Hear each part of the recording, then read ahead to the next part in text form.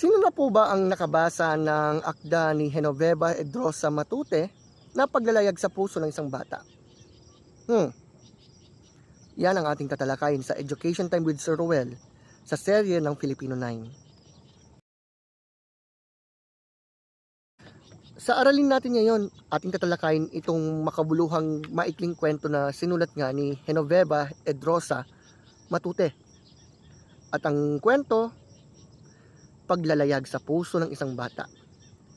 Ang akdang ito'y isinulat noong panahon ng kasarinlan at nagpapakita ito ng mga karanasan, damdamin at reality o realidad ng buhay ng mga batang Pilipino. Ang kwento ay isinalaysay mula sa pananaw ng isang guro na hindi malimutan ang isa sa kanyang mga naging estudyante. Itong batang to maliit, mahiyain, hindi kagwapuhan at galing sa mahirap na kalagayan. Siya ay isang ulila mula sa probinsya na lumuwas sa lungsod upang magsilbi bilang utusan habang nag-aaral ng kalahating araw. Sa kabila ng kanyang kalagayan, napapansin ang kanyang sipag, kabaitan at pagiging maalalahanin. Araw-araw, ang batang ito ang huling umaalis sa silid-aralan. Okay? Siya ang naglilipat ng mga kagamitan, siya ang nag-aayos ng mga upuan, siya ang tumutulong sa kanyang teacher nang hindi naman inuutusan. Unti-unting napapansin ng gurong ito ang kanyang kalungkutan at pag-iisa, yung estudyante, no? Dahil dito, sinikap ng guro na ipadama sa kanya na siya ay mahalaga at may nagmamalasakit sa kanya. Habang tumatagal, nagkakaroon ng magandang samahan ang guro at ang kabataang ito. Unti-unting nababawasan yung pagiging mahiyain ng bata, natututo siyang makisalamuha sa kapwa kabataan, nakikipaglaro, naging masaya. At ang simpleng pagpapakita ng pagmamalasakit ay naging daan upang mabago ang kanyang pananaw sa sarili at sa buhay. Kaso isang araw, may nangyaring hindi inaasahan. Dahil sa bugso ng damdamin at galit, unfortunately, napagalitan ng guro yung batang yon. Nasaktan yun. Siyempre nasaktan ang damdamin ng munting mag-aaral. At nakakalungkot, hindi na siya tumingin sa guro, ni hindi na siya nagsalita gaya ng dati at parang mabigat ang kanyang kalooban.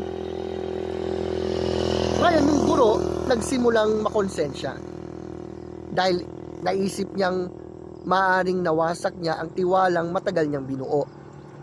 Ngayon, habang papalayo ang batang yun, akala ng guro tuluyan na siyang kinapuotan nun. Subalit maya-maya, bumalik ang bata sa pintuan. Tumingin siya sa kanyang guro. At simpleng sinabi ang mga salitang goodbye teacher. At sa sandaling yon, napagtanto ng guro ang lalim ng kabutihan at pagpapatawad ng batang yon.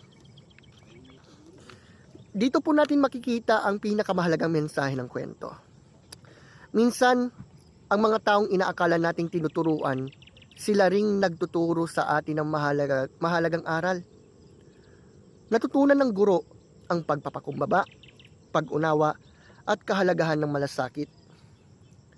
Ang batang inaakalang nangangailangan ng gabay, siya palang magtuturo ng tunay na kahulugan ng pagpapatawad at pagmamahal. Bukod dito, ipinapakita rin ng akda na hindi dapat husgahan ng tao batay sa kanyang anyo, katayuan sa buhay at pinagmulan.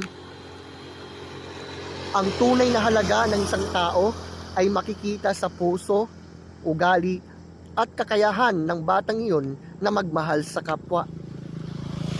Alam nyo, maraming tao ang maaring tahimik at mahina ang paningin ng iba. Mahina sa paningin ng iba. Maraming tao na ganyan.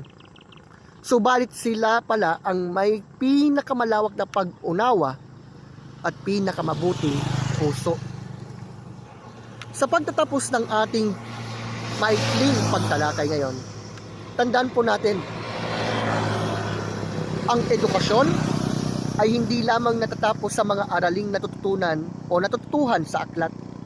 Ito rin ay tungkol sa paghubog ng pagkatao.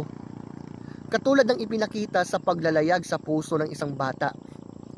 Ang kabutihan, paggalang, malasakit at pagpapatawad ay mga aral na higit na mahalaga kaysa sa anumang marka o grado. Kaya mga mag-aaral na nasa grade 9, nawa maging paalala po sa atin ang kwentong ito na bawat taong ating nakakasalamuha ay maaaring maging teacher, magiging ating guro sa buhay. Ano man ang kanilang edad o katayuan sa buhay. Ang isang pusong marunong magmahal at magpatawad ay tunay na kayamanang dapat nating tularan.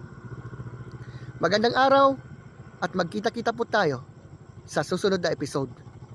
Nawa may natutunan po tayong lahat sa maikling kwentong ito.